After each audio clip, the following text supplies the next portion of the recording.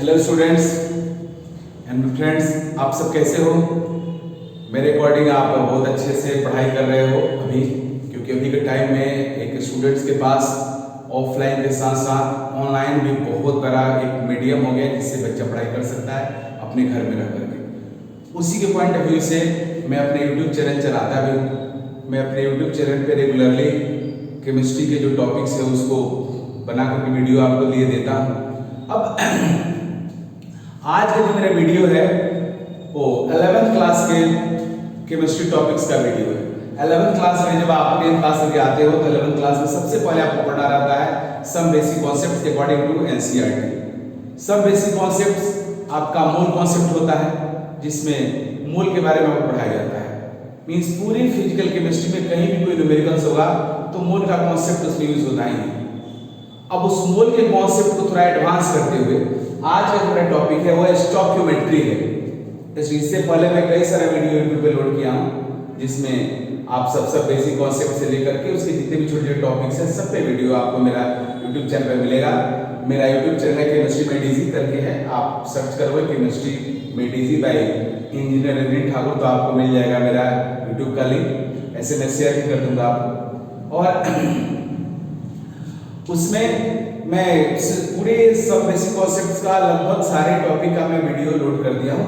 Stoichiometry का उसमें नहीं, इसलिए मैं स्टोइकियोमेट्री का आज वीडियो आपको दे रहा हूँ। आप इतना देखो होता क्या है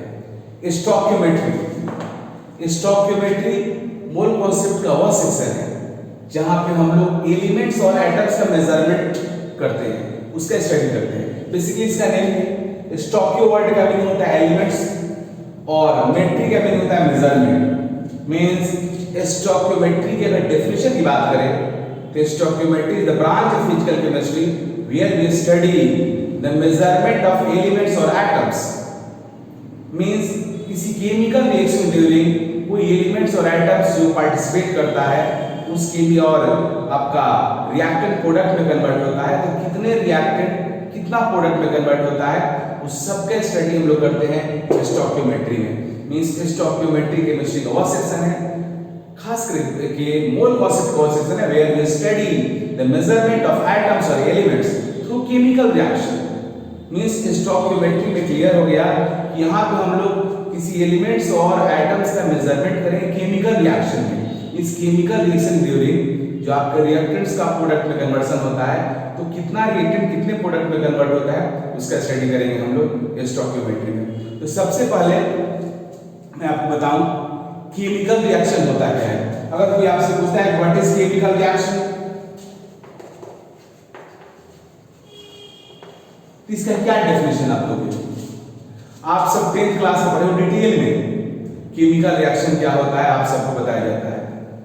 आज मैं बता रहा हूं कि यहाँ पे केमिकल रिएक्शन का डेफिनेशन क्या होगा। ऐसे आप 10th क्लासेस में लिखा रहता है कि chemical reaction is a process in which some substance interact with each other and produce products. तो वो भी करेक्ट है आपको उस लेवल पे, लेकिन सबसे ऑथेंटिक डेफिनेशन अगर केमिकल रिएक्शन की बात करें और ज्यादा एक्सप्लिसिट जो क्लियरली समझ में आ जाए वो यह होगा chemical reaction definition. Chemical reaction is nothing just like rearrangement of atoms. Means chemical reaction is a process in which rearrangement of atoms take place. Means chemical reaction वो प्रोसेस है जिसमें एटम्स का रीअरेंजमेंट होता है और कुछ भी नहीं होता है। जस्ट सी आप देखिए तो पहले डेफिनेशन मैं यहाँ लिख दे रहा हूँ, हालांकि डेफिनेशन आप समझ सकते हो, आप खुद से लिख सकते हो, लेकिन मैं यहाँ लिख दे रहा हूँ केमिकल रिएक्शन का definition. It is a process through which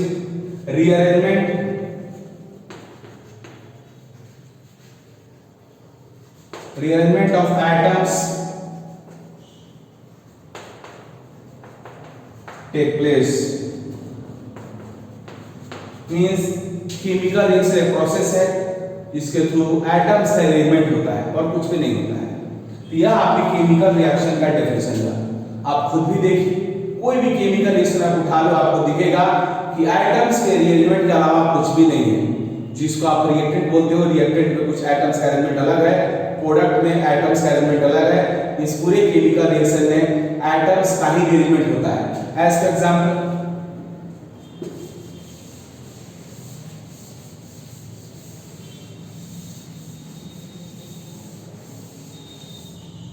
example KClO3 2KCl + 3O2, यह केमिकल रिएक्शन है। आप देखो केमिकल रिएक्शन के बारे में आपको पता है, तुम सब आई थिंक 10th क्लास से केमिकल रिएक्शन स्टडी करके आ रहे हो कि लेफ्ट साइड में जो रहता है उसको रिएक्टेंट बोलते हैं, राइट साइड वाले को प्रोडक्ट बोलते हैं। आप देख लो यहाँ पर रिएक्टेंट दिया है, इस रिएक्टेंट को बोलते हैं पोटेशियम क्लोराइड है। यहाँ पे देख लो पोटेशियम है, क्लोरीन है और ऑक्सीजन एटम है। इस जो प्रोडक्ट्स फॉर्म हुए हैं, प्रोडक्ट्स में आप देख रहे हो एक प्रोडक्ट में कैल्शियम और पोटेशियम एटम का कॉम्बिनेशन है और दूसरे में ऑक्सीजन एटम का कॉम्बिनेशन। इसका मीनिंग क्या है? इसका मीनिंग केमिकल रिएक्शन में क्या हो रहा है, ओनली अरेंजमेंट हो रहा है। यहाँ पे एटम्स का अरेंजमेंट कुछ अलग है, प्रोडक्ट में एटम्स का अरेंजमेंट कुछ अलग है। इसलिए केमिकल रिएक्शन का बेस्ट डेफिनेशन है chemical reaction is a process in which the rearrangement of atoms takes place. Means simply chemical reaction is nothing except rearrangement of atoms. Atoms के arrangement के अलावा केमिकल रिएक्शन कुछ भी नहीं है। तो मैं फिर से आपको बता दूं, आज मैं आपको टॉपिक पढ़ा रहा हूं स्टोइकियोमेट्री है और स्टोइकियोमेट्री का डेफिनेशन में बताया। स्टोइकियो का मीनिंग होता है एलिमेंट्स और मेट्री का मीनिंग है measurement. Means stoichiometry physical chemistry का वह सेक्शन है जहां पे हम लोग एलिमेंट्स और एटम्स का मेजरमेंट करते हैं, right. Means stoichiometry is a branch of physical chemistry where we study the measurement of elements and atoms. अब आपके आगे मैं बताने जा रहा हूं कि मेजरमेंट हम लोग कैसे करते हैं, किस तरीके से करते हैं। लेकिन उससे पहले फिर से मैं आपको जो बोलूंगा, अगर आप चाहते हो कि केमिस्ट्री 11th क्लास का और 12th क्लास का अच्छे से पढ़ो तो आप मेरे YouTube चैनल को सब्सक्राइब करो और बेल आइकन दबाओ। अगर आपको अच्छा लगे वीडियो तो आप लाइक जरूर करो, कमेंट भी करो अगर अच्छा लगता है वो भी, अगर अच्छा नहीं लगता उसको भी। और कुछ और भी आप जानना चाहते हो तो उसके लिए आप कमेंट बॉक्स में लिख सकते हो कि इसको आप और अच्छे से कीजिए, तो मैं डेफिनेटली आपके अकॉर्डिंग उसको और अपलोड करूंगा और उस टॉपिक को लोड करूंगा। तो आप इसको देखो किस तरीका से मैं दिखा रहा हूं कि हम लोग केमिकल रिएक्शन की हेल्प से हम लोग किस तरीका से एलिमेंट्स और एटम्स का मेजरमेंट करते हैं। तो चलो देखते हैं।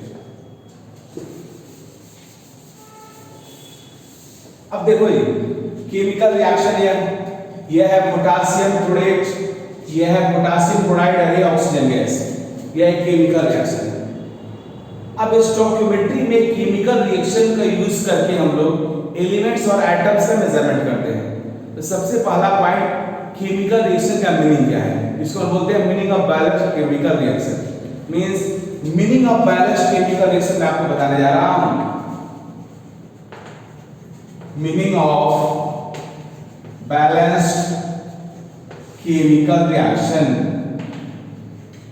बैलेंस्ड केमिकल रिएक्शन का मीनिंग क्या है? केमिस्ट्री में अनबैलेंस्ड केमिकल रिएक्शन का कोई मीनिंग नहीं है वैसे। Balanced chemical, unbalanced chemical reaction meaning यही है कि ये रिएक्टेंट आपको पता है प्रोडक्ट फॉर्म हुआ, बट उससे कुछ और कंसेक्वेंस ड्रॉ नहीं कर सकते हो। बट बैलेंस्ड केमिकल रिएक्शन का मीनिंग क्या है? एंड बैलेंस्ड केमिकल रिएक्शन जो मीनिंग होता है उसी मीनिंग के को यूज करके हम लोग एलिमेंट्स और एटम्स का मेजरमेंट करते हैं ड्यूरिंग केमिकल रिएक्शन। चलो देखो इसका मीनिंग क्या होता है। तो बैलेंस्ड केमिकल रिएक्शन का मीनिंग होता है कि अगर कोई केमिकल रिएक्शन का बैलेंस्ड है तो उस बैलेंस केमिकल रिएक्शन में रिएक्टेंट्स और प्रोडक्ट्स का जो कोफिशिएंट होता है, रिएक्टेंट्स एंड प्रोडक्ट का जो कोफिशिएंट होता है, उस कोफिशिएंट्स को हम लोग स्टोइकियोमेट्रिक कोफिशिएंट्स बोलते हैं। बैलेंस्ड केमिकल रिएक्शन के मीनिंग को हम लोग स्टडी कर रहे हैं। इसके सबसे पहला point coefficients of reactants and products. Coefficient का मतलब क्या होगा? जिससे गुना हुआ है, जिसके मल्टीप्लाई के मींस ये जो रिएक्टेंट आप देख रहे हो पोटेशियम क्लोराइड, इसके पहले जो नंबर है ये इसका कोफिशिएंट कहलाता है। मींस जिससे मल्टीप्लाइड है, जिससे गुना किया हुआ है। तो यह 2 KClO3 का कोफिशिएंट 2 हुआ, मींस रिएक्टेंट का कोफिशिएंट 2 हुआ। एक KCl है, KCl का कोफिशिएंट भी 2 है, ये प्रोडक्ट है KCl और ये ऑक्सीजन गैस O2 है, ऑक्सीजन गैस का कोफिशिएंट 3 है। तो बैलेंस केमिकल रिएक्शन में रिएक्टेंट्स एंड प्रोडक्ट का जो कोफिशिएंट होता है उस कोफिशिएंट को हम लोग बोलते हैं स्टोइकियोमेट्रिक कोफिशिएंट्स। मींस ये 2 और ये 3 all are called stoichiometric coefficients. ये भी स्टोइकियोमेट्रिक कोफिशिएंट है, ये भी स्टोइकियोमेट्रिक कोफिशिएंट है, ये भी स्टोइकियोमेट्रिक कोफिशिएंट है। मींस ये सब के सब क्या है? Stoichiometric coefficients, stoichiometric coefficient.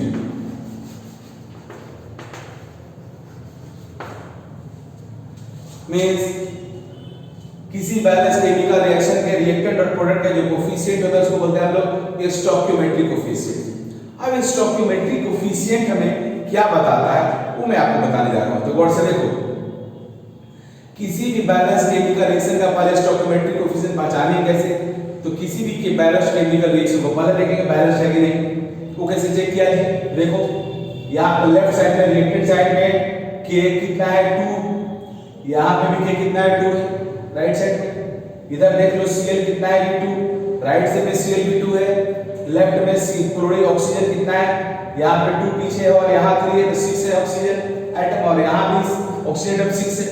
तो आप देख रहे हो कि लेफ्ट और राइट में एटम्स का नंबर सेम है, ऑल एटम्स का नंबर सेम है। इसका मीनिंग हुआ reaction is balanced, reaction balanced है।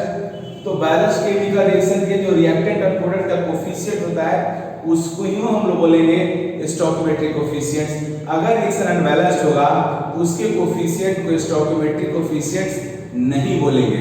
ओके, तो अब हम लोग इस बैलेंस केमिकल रिएक्शन के जो कोफिशिएंट्स है इसका मीनिंग देखने जा रहे हैं। इसका मीनिंग क्या होता है?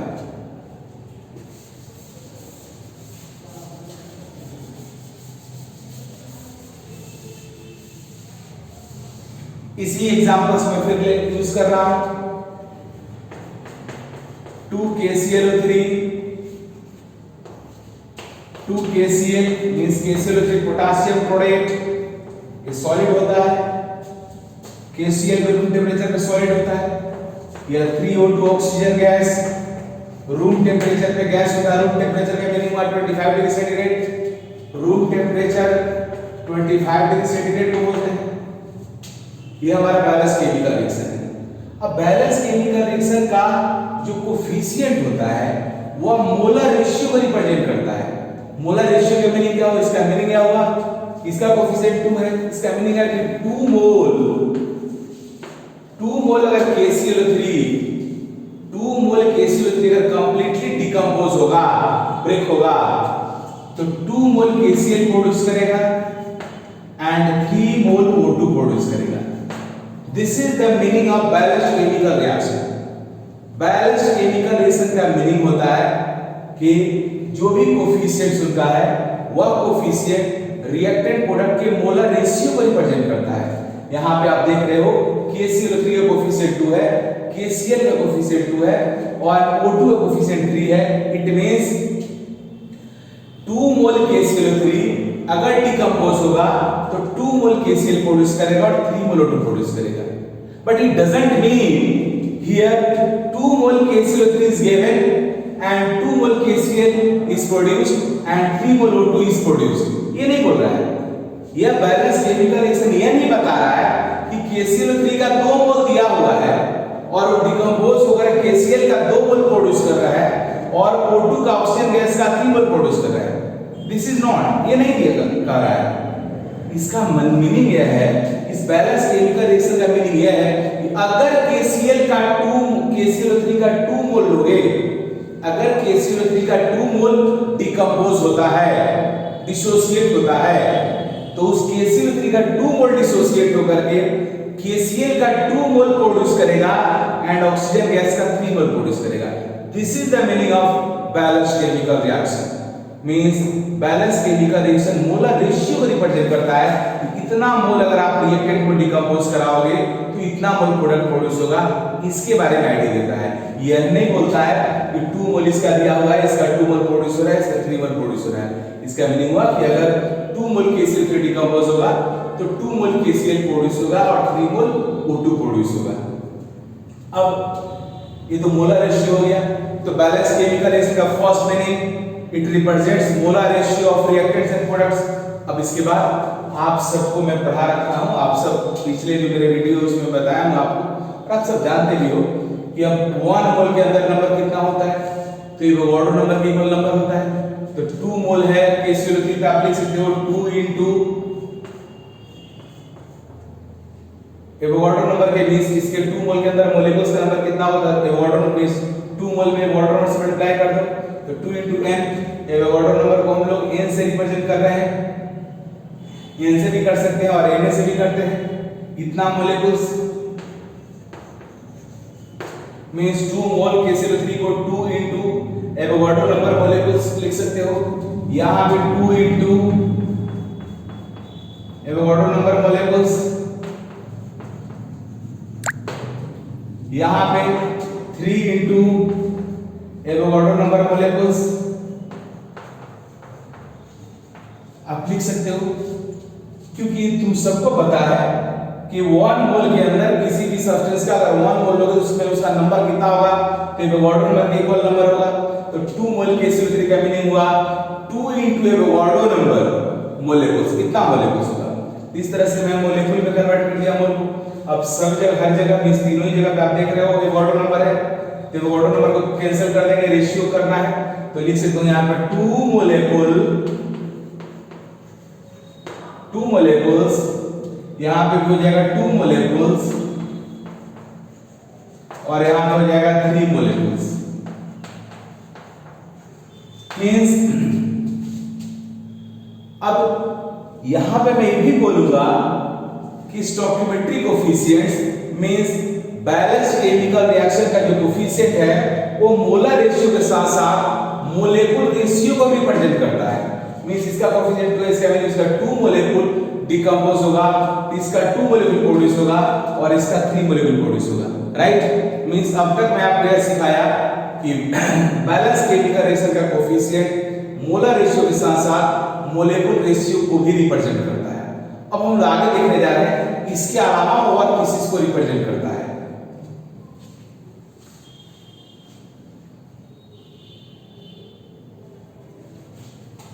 इसके अलावा मोल और मोलेकुल के अलावा हमारा स्टोइकियोमेट्रिक कोफिशिएंट रिप्रेजेंट कर सकता है वॉल्यूम रेशियो को, क्योंकि आप सबको ये बात पता होना चाहिए कि एवोगाड्रो हाइपोथेसिस होता है।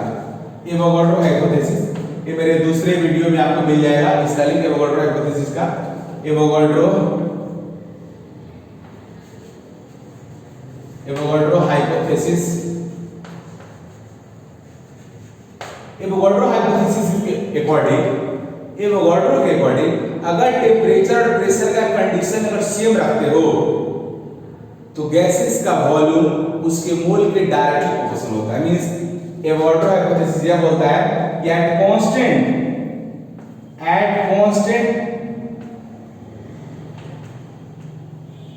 Temperature and pressure, at constant temperature and pressure, temperature और प्रेशर की कंडीशन अगर आप कांस्टेंट रखते हो तो वॉल्यूम डायरेक्टली प्रोपोर्शनल होगा नंबर ऑफ मोल्स के। तो क्लियर हो गया। आप देखो ये जो रिएक्शन आप करा रहे हो एक ही टेम्परेचर प्रेशर सबके लिए है। जिस टेम्परेचर पे KCl3 है उसी टेम्परेचर पे KCl है, उसी टेम्परेचर पे O2 भी होगा। जिस प्रेशर पे KCl3 है वही प्रेशर KCl के लिए भी है, वही प्रेशर O2 के लिए भी होगा, क्योंकि रिएक्शंस किसी पर्टिकुलर जगह पे करा रहे हो, जहां पे करा रहे हो वहां पे सबके लिए टेम्परेचर भी सेम होगा, सबके लिए प्रेशर भी सेम होगा। तो टेम्परेचर प्रेशर सभी रिएक्टेंट प्रोडक्ट के लिए सेम हो गया, तो यहां पे हम लोग एवोगाड्रो हाइपोथेसिस को अप्लाई कर सकते हैं और volume directly proportional number of mole हो जाएगा। लेकिन यहां पे एक पॉइंट ये है कि KCl3 सॉलिड फॉर्म में है, KCl भी सॉलिड फॉर्म में है, तो जब कोई सी केमिकल रिएक्शन का रिएक्टेंट्स या प्रोडक्ट अगर सॉलिड फॉर्म में है तो फिर उनके वॉल्यूम का कोई बहुत मीनिंग नहीं रहता है, क्योंकि ये हाइपोथेसिस जो है वो गैसेस के लिए है। तो गैसियस रिएक्शंस आप करवाते हो तो वहां पे जो वॉल्यूम होगा वो मोल के डायरेक्टली प्रोपोर्शनल होगा, और उस केस में आप ऐसा लिख सकते हो, हालांकि यहां पे लिख सकते हो बट ये मीनिंगलेस होगा, क्योंकि जब रिएक्शन आपका सॉलिड फॉर्म में रहता है, सॉलिड का वॉल्यूम उसके नंबर ऑफ मोल के प्रोपोर्शनल होने का कोई मतलब नहीं है, क्योंकि वो तो क्लियर है कि सॉलिड और लिक्विड का वॉल्यूम तो फिक्स्ड होता है, तो चेंज होता नहीं है। इसलिए सॉलिड और लिक्विड केस में सबको बात पता है, लेकिन यह स्पेशली एवोगाड्रो हाइपोथेसिस गैसेस के केस में होता है। इसलिए जब रिएक्शन आपका गैसियस फॉर्म में होगा, ये सभी रिएक्टेंट प्रोडक्ट जब गैस के फॉर्म में होगा, उस केस में वॉल्यूम भी आपको मींस जो मोलर रेशियो रहता है वही रेशियो वॉल्यूम रेशियो भी होगा। इस स्टोइकियोमेट्रिक कोएफिशिएंट वॉल्यूम रेशियो को भी रिप्रेजेंट करेगा, जिसको यहां मैं लिख रहा हूं। देख लो यहां पे जो मोल का रेशियो होगा वही वॉल्यूम का रेशियो हो गया। तो मोल का रेशियो यहां पे 2 to 3 है, तो यहां पे वॉल्यूम का भी हो जाएगा। यहां पे लिखूंगा 2 वॉल्यूम, यहां पे होगा 2 वॉल्यूम्स, यहां पे होगा 3 volumes, right. Means stoichiometric coefficient molar ratio को रिप्रेजेंट करता है, मॉलिक्यूल रेशियो को रिप्रेजेंट करता है, वॉल्यूम रेशियो को रिप्रेजेंट करता है, बट रिप्रेजेंट नहीं करता है किसको, तो मास रेशियो को नहीं करता है। Means stoichiometric coefficient mass ratio को रिप्रेजेंट नहीं करता है। Means you can't right 2 gram KClO3 produce 2 gram KCl after complete decomposition and 3 gram O2। ये आप नहीं बोल सकते हो, ये नहीं हो सकता है, क्योंकि हमारा कभी भी स्टोइकियोमेट्रिक कोएफिशिएंट मास रेशियो को रिप्रेजेंट नहीं करता है। इसके पीछे रीजन यह है कि 1 मोल का मास अलग-अलग सब्सटेंस में अलग-अलग होता है। जैसे 1 मोल आप 1 मोल वाटर लो तो उसका मास क्या होगा, उसका मोलेकुलर वेट करोगे 80 ग्राम होगा। 1 मोल ऑक्सीजन गैस लो 32 ग्राम हो जाएगा। 1 मोल हाइड्रोजन गैस लो 2 ग्राम होगा। इसलिए 1 मोल का अलग-अलग मास होता है अलग-अलग सब्सटेंस के लिए, इसलिए molar ratio mass ratio represent नहीं कर सकता है, but molar ratio volume ratio represent कर सकता है। क्योंकि 1 मोल का वॉल्यूम एसटीपी पे आप जो पिछले मेरे वीडियोज हैं उसको आप देखोगे तो आपको मिल जाएगा। वहां पे जो पिछला वीडियो है उसमें मैं इसमें डिस्कस किया हूं। एसटीपी और एनटीपी कंडीशन पे 1 मोल किसी भी गैस का वॉल्यूम फिक्स होता है। 1 मोल हाइड्रोजन गैस लो, 1 मोल नाइट्रोजन गैस लो, 1 मोल CO2 गैस लो, 1 मोल H2 गैस लो, सबका एसटीपी वॉल्यूम सेम होगा और वो होता है 22.4 लीटर। तो 1 मोल डिफरेंट गैसेस का वॉल्यूम सेम होता है, इसलिए मोलर रेशियो वॉल्यूम रेशियो को रिप्रेजेंट करेगा, बट 1 मोल डिफरेंट सब्सटेंसेस का मास डिफरेंट होता है, इसलिए कभी भी मोलर रेशियो मास रेशियो को रिप्रेजेंट नहीं करेगा। तो this is the meaning of balance chemical reaction. अब इस मीनिंग को यूज करके हम लोग कैलकुलेट करेंगे एटम और एलिमेंट का मास, जो स्टोइकियोमेट्री का मेन टॉपिक है। स्टोइकियोमेट्री का काम ही है, स्टोइकियोमेट्री केमिस्ट्री का वो सेक्शन है जहां पर हम लोग एलिमेंट्स और एटम्स का मेजरमेंट करते हैं। तो उस केमिकल रिएक्शन को यूज करके हम मेजर करेंगे इसी कॉन्सेप्ट से, जो यहाँ पे कॉन्सेप्ट बताया है। इस कॉन्सेप्ट को यूज करके हम लोग डिटरमिन करेंगे। मींस हमें केमिकल रिएक्शन में अगर किसी एक रिएक्टेंट का मास दिया हुआ है तो हम लोग प्रोडक्ट का मास कैलकुलेट कर लेंगे, और कैसे करेंगे सब कुछ हम लोग डिस्कस करने जा रहे हैं। Okay,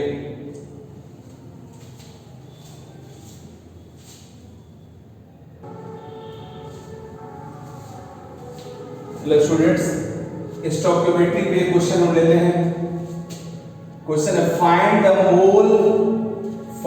mole of oxygen gas produced by complete decomposition of 3 mole KClO3। Means KClO3 के 3 मोल के कंप्लीट डिकम्पोजिशन से कितना मोल ऑक्सीजन गैस प्रोड्यूस हो गया आपको कैलकुलेट करना है। इसको कैलकुलेट करने के लिए हम लोग क्या करेंगे जी, स्टोइकियोमेट्री का वो मेथड यूज करेंगे जो मैं पढ़ाया, बैलेंस केमिकल रिएक्शन मीनिंग बताया। तो सबसे पहले हम लोग इस केमिकल रिएक्शन राइट करेंगे। देखो बाबू, स्टोइकियोमेट्री का कोई भी क्वेश्चन बिना बैलेंस केमिकल रिएक्शन जाने आप नहीं बना सकते हो। मींस अगर आपको केमिकल रिएक्शन पता नहीं है तो फिर इस क्वेश्चन का आंसर आप नहीं कर सकते हो। आपको रिएक्शन पता होना चाहिए। इसलिए स्टोइकियोमेट्री के क्वेश्चन आप जैसे जैसे आप आगे करते जाओगे बहुत सारे रिएक्शन को पता चल जाएगा। हालांकि अभी तो आप जस्ट मोल कॉन्सेप्ट वाला सेक्शन पढ़ रहे हो। पूरे केमिस्ट्री में आपको ये सब रिएक्शंस कई बार मिलेगा जिस रिएक्शन को यहाँ मैं यूज कर रहा हूँ, लेकिन अभी आप इनिशियल स्टेज में हो, इसलिए केमिकल रिएक्शन मैं आपको दे रहा हूँ और फिर आप उसको कैसे कैलकुलेट करोगे वो मैं आपको बताऊंगा। देखिए, जब आप एंट्रेंस एग्जाम दोगे, आगे चल के आप बोर्ड एग्जाम दोगे, फिर जेईई मेन दोगे, जेईई एडवांस दोगे, नीट एग्जाम दोगे, वहाँ पे केमिकल रिएक्शन गिवन नहीं रहेगा। वहाँ डायरेक्ट इस तरह से क्वेश्चन लिखा रहेगा और आपको आंसर करना रहेगा। तो इसके लिए आपको पता होना चाहिए KClO3 किस तरह से डिकम्पोज होता है और KCl3 डिकम्पोज होकर के कौन प्रोडक्ट प्रोड्यूस करता है। Let us C 2KClO3 after complete decomposition produces 2 mole KCl and 3 mole oxygen gas is put. This is the balanced chemical reaction. अब मैं अभी आपको सिखाया हूं कि बैलेंस केमिकल रिएक्शन का क्या मीनिंग है। तो यहाँ पे बैलेंस केमिकल रिएक्शन का मीनिंग यह है कि 2 mole KClO3 will produce 3 mole O2। इसका मीनिंग यही है। इसको हम लिखेंगे according to balance chemical reaction. ये देखो ये अकॉर्डिंग का शॉर्ट फॉर्म A/C है, लेकिन आप स्कूल एग्जाम में ऐसा नहीं लिख सकते हो।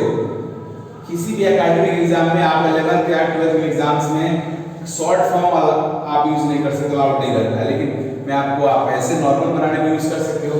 A/C हुआ अकॉर्डिंग टू BCR। BCR का फुल फॉर्म हुआ बैलेंस्ड केमिकल रिएक्शन। आप स्कूल एग्जाम में कंप्लीट लिखोगे according to balanced chemical reaction, लेकिन मैं इसका शॉर्ट फॉर्म यूज किया हूं according to BCR 2 mole KClO3 will produce 3 mole O2।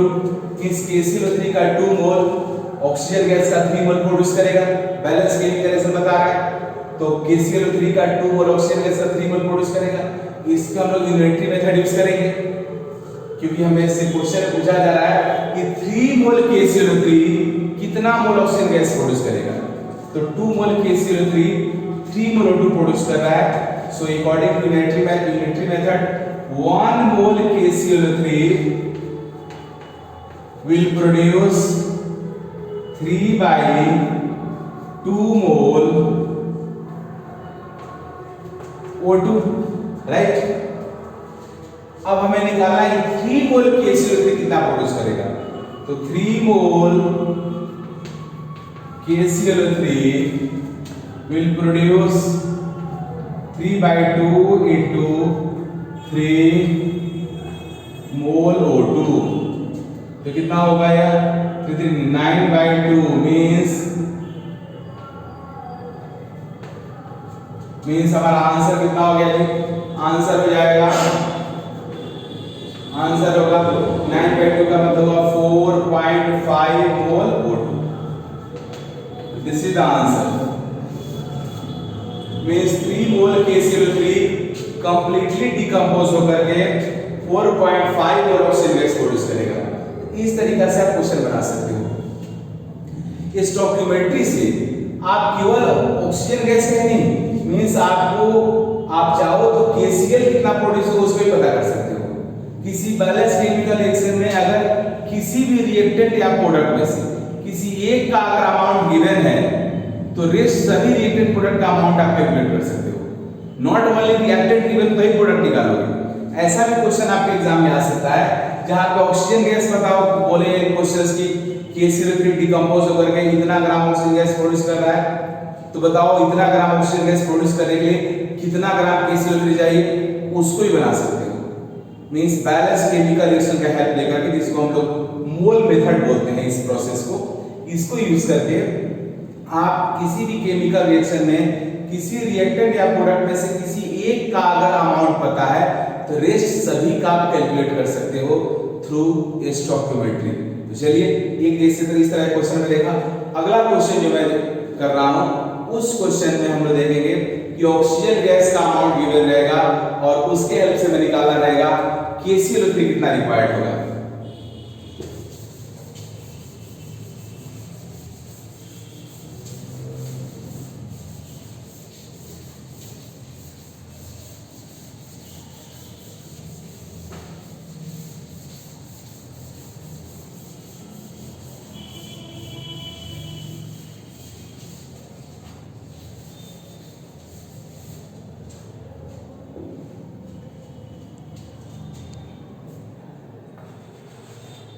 Find amount of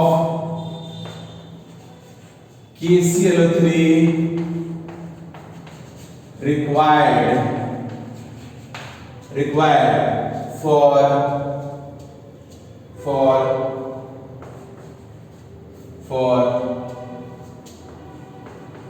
for production of 44.8 liter oxygen gas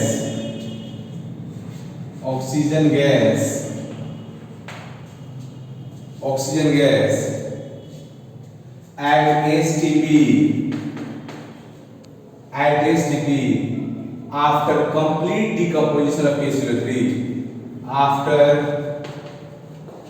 complete decomposition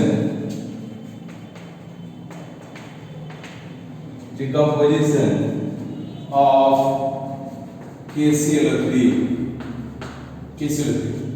तो देखते हैं इस बार क्या करेंगे, find amount of KCl3 required for production of 44.8 liter oxygen gas at STP after complete decomposition of KCl3। means KCl3 के complete decomposition होने से उसको completely decompose होकर के STP पे 44.8 लीटर ऑक्सीजन गैस प्रोड्यूस करना है।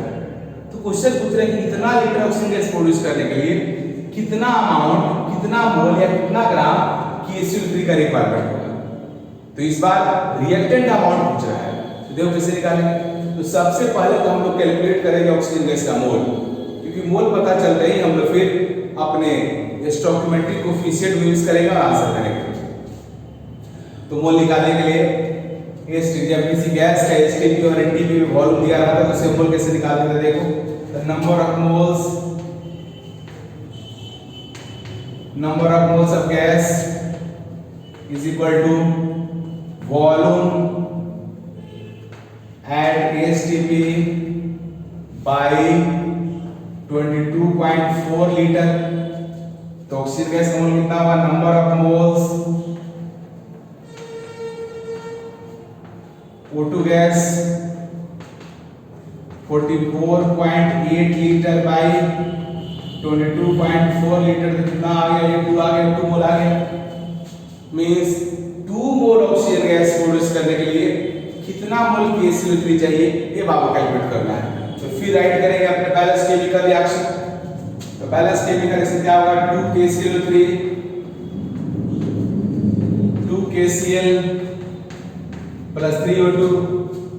तो देखो according to BCR, according to balanced chemical reaction, balance chemical reaction according oxygen gas का 3 मोल प्रोड्यूस करने के लिए KCl3 के 2 मोल का रिक्वायरमेंट है। दूसरे तरीके से पता करेंगे कि ऑक्सीजन गैस के 2 मोल प्रोड्यूस करने के लिए KCl3 कितना मोल चाहिए। तो देखो यहां पे लिख रहा हूं 3 मोल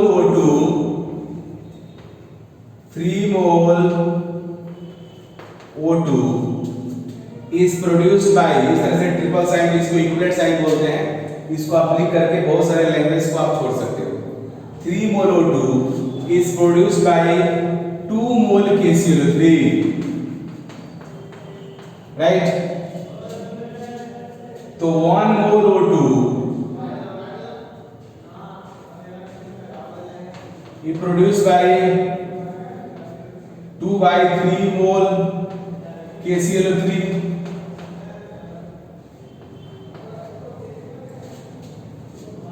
तो क्वेश्चन जो कह रहा है उसमें 2 मोल O2 कितना प्रोड्यूस हुआ था, 2 मोल O2 is produced by 2/3 into 2 mole KCl3।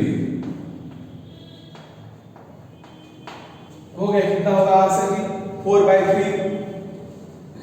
Means answer क्या आ गया, 4/3 मोल KCl3 निकल गया आंसर। अगर आपसे आंसर ग्राम में पूछ रहे हैं, बोला अमाउंट निकालो, मास निकालो, तो किसी का अगर मोल पता है तो मास निकालने के लिए क्या करते हैं, मोलिकुलर मास से मल्टीप्लाई। तो यहाँ पे इसका मोल निकलेगा KCl3 का, अगर मास निकाला हो तो मोलिकुलर से मल्टीप्लाई कर देंगे। तो molecular weight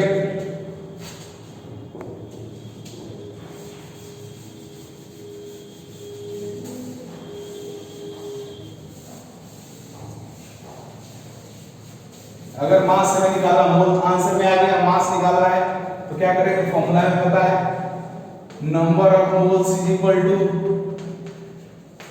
mass by molecular weight,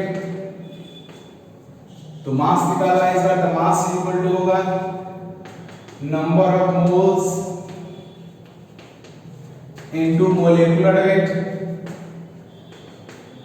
तो KCl3 का मोल कितना है 4/3 और KCl3 का मोलेकुलर वेट निकालोगे तो आएगा 122.5 इतना ग्राम आंसर। इस तरीका से आप स्टोइकोमेट्री के क्वेश्चन को बना सकते हो। मींस किसी भी क्वेश्चन में अगर किसी एक रिएक्टेड या प्रोडक्ट का अगर दिया हुआ है अमाउंट, किसी एक रिएक्टेड प्रोडक्ट का अमाउंट गिवन है, तो रेस्ट सबका आप कैलकुलेट कर सकते हो with the help of balanced chemical reaction, right.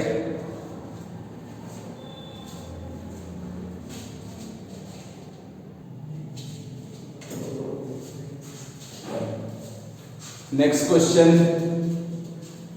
find the amount of hydrogen gas produced by complete decomposition of 3.4 gram ammonia gas। 3.4 gram ammonia gas के complete decomposition से कितना हाइड्रोजन गैस प्रोड्यूस होगा ये हमें calculate करना है। फिर इसके लिए हम लोग बैलेंस केमिकल राइट करेंगे। चलो देखते हैं अमोनिया गैस का डिकम्पोजिशन किस तरह से होता है। अमोनिया गैस का डिकम्पोजिशन होने से nitrogen gas and hydrogen gas form होता है, and this is balanced chemical reaction of decomposition of ammonia gas 2NH3 and 2,3H2 gas. देखो बैलेंस है, पूरा केमिकल रिएक्शन है। अब बैलेंस केमिकल रिएक्शन लिखते ही क्लियर हो गया कि हम लोग इसके ऊपर स्टोइकोमेट्रिक कोएफिशिएंट का जरूर है वो अप्लाई कर सकते हैं। तो हमें क्वेश्चंस क्या हो रहा है, क्वेश्चन के अकॉर्डिंग कहा जा रहा है कि 3.4 gram ammonia gas completely decompose हो रहा है, तो आपको बताना है कि हाइड्रोजन गैस कितना प्रोड्यूस होगा। तो पहले इस बैलेंस केमिकल रिएक्शन, इस क्वेश्चन को दो तरीका से बना सकते हो। एक, जैसे यहाँ पे अमोनिया गैस का मास दिया हुआ है और हाइड्रोजन गैस का मास निकालना है तो डायरेक्टली मास के फॉर्म में भी यूज कर सकते हो, और एक तरीका है मोल मेथड।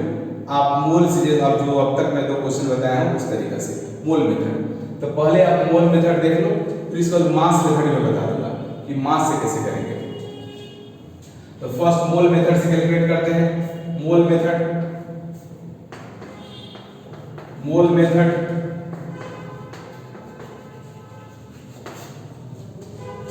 के अकॉर्डिंग बैलेंस केमिकल रिएक्शन क्या हो रहा है, according to BCR balance chemical reaction ammonia का 2 मोल हाइड्रोजन गैस का 3 मोल प्रोड्यूस करेगा। यही बैलेंस केमिकल रिएक्शन बोल रहा है। मींस 2 मोल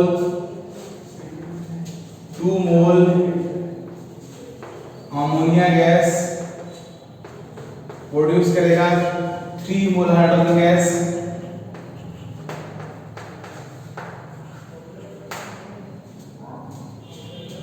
तो 1 मोल अमोनिया गैस कितना मोल हाइड्रोजन गैस प्रोड्यूस करेगा। तो यूनिटरी मेथड के अकॉर्डिंग 3/2 मोल H2 गैस प्रोड्यूस होगा।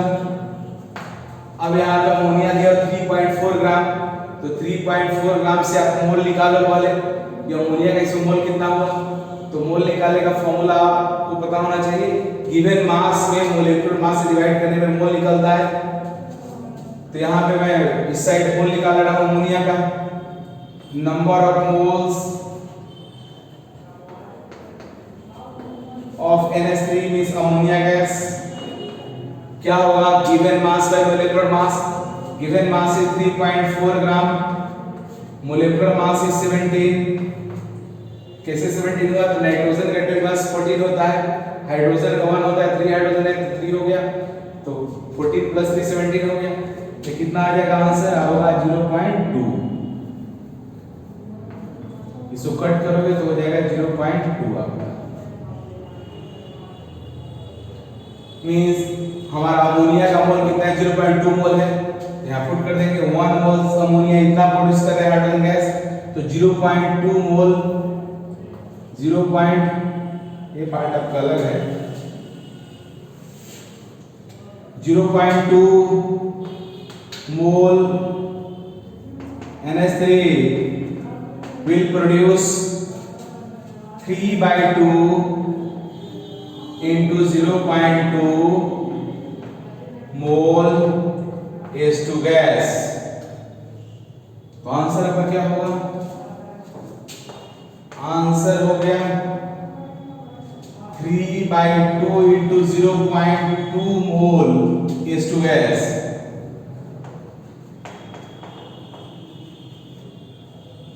तो 2 से 0.2 कट गया 0.1 हो गया, मींस आंसर हो जाएगा 0.3 मोल H2 गैस।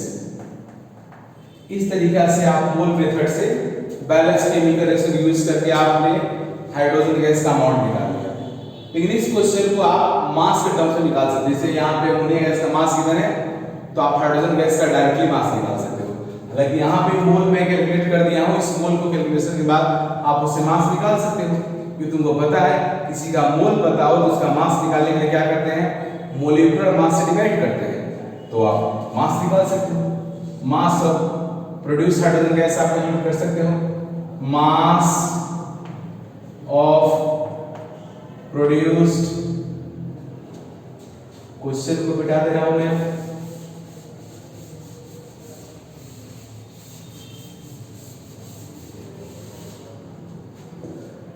मोल निकल गया हाइड्रोजन गैस का, मास ऑफ प्रोड्यूस्ड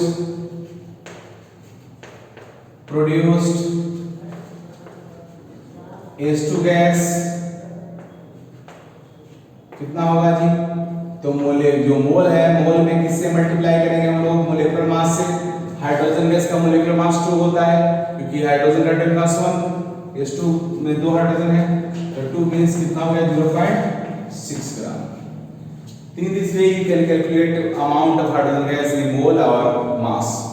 But एक दूसरा तरीका है जिससे डायरेक्टली आप मास भी कैलकुलेट कर सकते हो, तो सेकेंड मेथड भी आप देखो, जिसको हम बोलते हैं मास मेथड।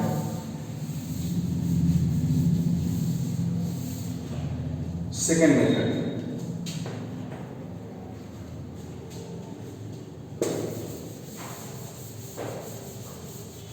सेम क्वेश्चन को सेकेंड मेथड से कैसे बनाएंगे उसको आप देखो।